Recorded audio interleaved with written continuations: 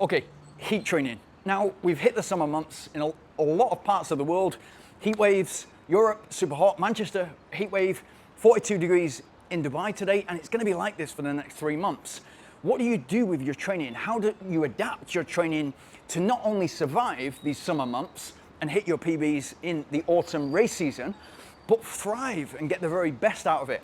Now, hopefully, by my kind of little stories about how I would navigate this problem of heat training and get the best out of your sessions, be able to hit your interval sessions fast, be able to hit your specific long run quick, and make sure you're doing that to the best of your ability, making sure you're getting the super compensation from those 2 sessions, and doing the recovery runs and easy runs. Hopefully by the end of this video, you'll get a good idea of how you can apply that to your own training. So as I say, you can not only survive this summer, and it's hot, but you can thrive and you can get the very best out of your autumn times. Now, I feel like I have authority to speak on this topic because when I restarted in running, I was cycle touring in Asia, it was hot, I was getting used to the heat, and naturally, there was a level of acclimatization that I had once I restarted running in 2010.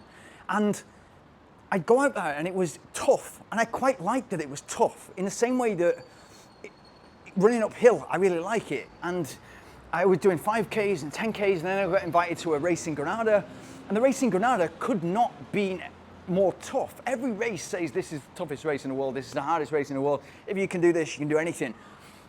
Any race is as hard as you make it for yourself, but when you're running 50K uphill, and it's starting at 30 degrees Celsius, it's rising up to 45 degrees Celsius, the average gradient is 6% for the entire duration and gets progressively steeper towards the top. You're hitting altitude and then high altitude, and you've got the winds and snow at the top. That's a pretty tough race, and especially if you're trying to get the very best out of your body and hit your potential and try to win the race and set the course record, which eventually, over the course of many years, I did.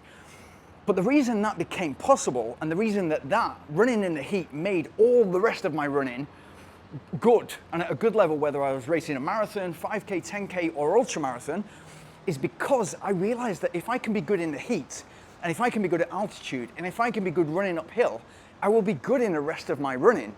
I will be a talented runner if I can nail and really box off this race. 50K uphill at gradient in the heat, finishing at altitude, at high altitude, all the elements along the way. And what I realized is 2 things. If I was training specifically for that race, then I'm going to be around a lot of Spanish and Italian athletes, and they would train first thing in the morning and get away from the heat. And the reason for that is because it elongates the recovery. If you train in the heat, you're losing more electrolytes, you're losing more salt, you're losing more water, you're getting more dehydrated. Naturally, the recovery will take longer if you don't take care of your body. And taking care of your body doesn't just start after you run or after you train hard. It starts before and during and also afterwards. So it's a constant battle, especially in these summer months, to keep yourself well hydrated, well fueled, great nutrition, keep the preventative maintenance on track before you've even got dehydrated.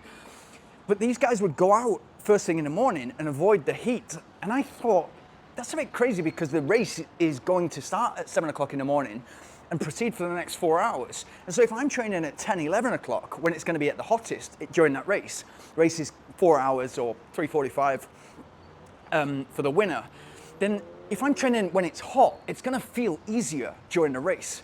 And so that was the first trick that I had. It was not really a trick, but if I can get used to running when it's 10, 11 a.m., when it's going to be at the worst, it's going to feel easier on race day. And it's going to feel like I'm almost cheating, which is exactly what happened. So when I'm training to race in the heat, I will train in the heat.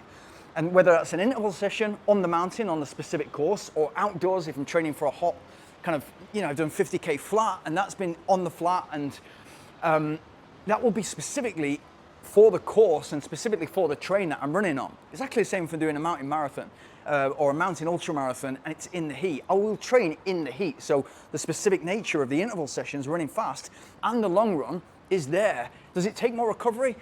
It takes more focus on the recovery. As I said, you've got to make sure that you're well hydrated throughout the run, and you're taking the right number of carbohydrates per hour, and you're taking the right electrolytes, and you're practicing with that so it's not a shock for the stomach on race day.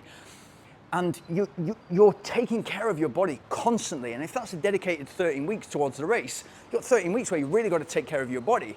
And you'll notice with your sleep, you know, if you're super hot, you get super hot during the training, very difficult to then have a quick siesta and then go out again. So often I wouldn't do a double session, I would just do a single session. You need to think of things like that. Now, if I'm training for something where, okay, like a lot of you guys, you're training to run fast in September, October, where it's going to be cooler. It's a bit like training for London Marathon when I've been in Thailand. When I was training for London Marathon and I was in 35 to 40 degrees Celsius, which is, you know, 95 to 105 Fahrenheit, then I would have that heat benefit where I'm thinking, right, it's going to be 12 degrees on the start line. It is going to feel really, really comfortable for the first half to 30K. In exactly the same way as if I was training at altitude. So that gave me that confidence, but I still want to get the body ready to be running at the 320 per kilometer or 319 per kilometer to be able to hit that sub 220 marathon. And so it was really important for me to hit the faster sessions and the specific long runs, some of those, or most of those, indoors on a treadmill. Is it exactly identical to running fast outside or running far outside? No, it's not. But when you look at the risk reward, if I'm going to go out there and run 35K long run and it's going to be in 40-degree heat, what that will take out of my body is too much. And therefore, it's going to take me too many days recovery in order to then do the Wednesday interval session. Exactly the same. If I go out in there and do 10 times 5 minutes or 5 times 10 minutes and it's 40 degrees Celsius outside, it's going to take me I'm not going to be able to run the pace, possibly.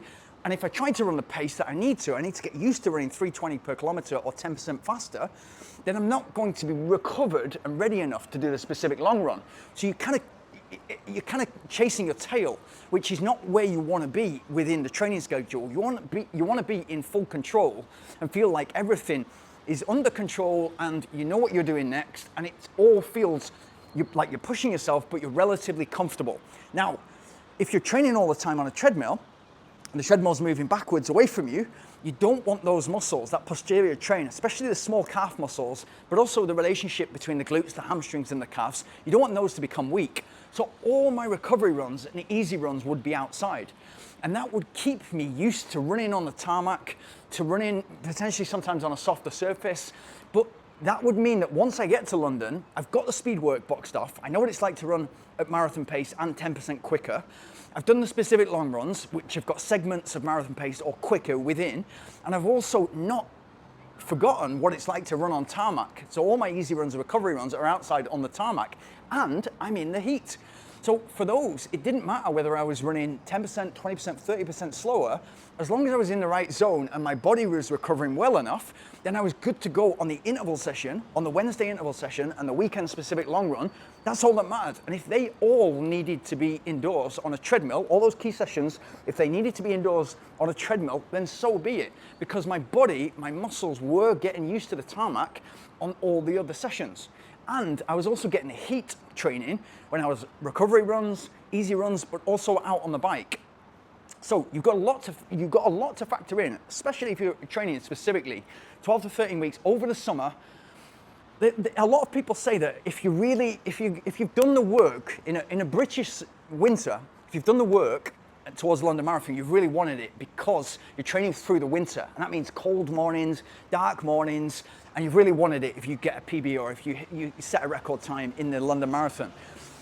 I think it's just as hard if you're going towards Berlin Marathon or September, October, November Marathon, and you've had to train for the summer. It's just as hard if that affects you more.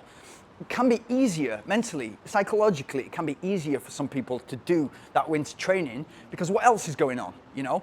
Whereas in summer, you've got distractions, you've got summer holidays, you've got family holidays, you've got people off work, etc. And it can be easy to sort of have 1 or 2 weeks where you're taking your eye off the ball. I think that if you're really focused in the summer, you get the heat benefits, you can specifically do the faster work and the longer stuff, and then you can put yourself in a really good position, come a nice temperature on a September, October day to run your fastest marathon or your fastest 5K, 10K, half marathon, whatever it is you're training towards. So I hope you got something from that. There's been plenty of comments recently. It's getting hot in many parts of the world. I get it, it's tough, but with perspective, we're becoming better athletes all year round. If you got anything from this, please like, subscribe, and hit the notification bell.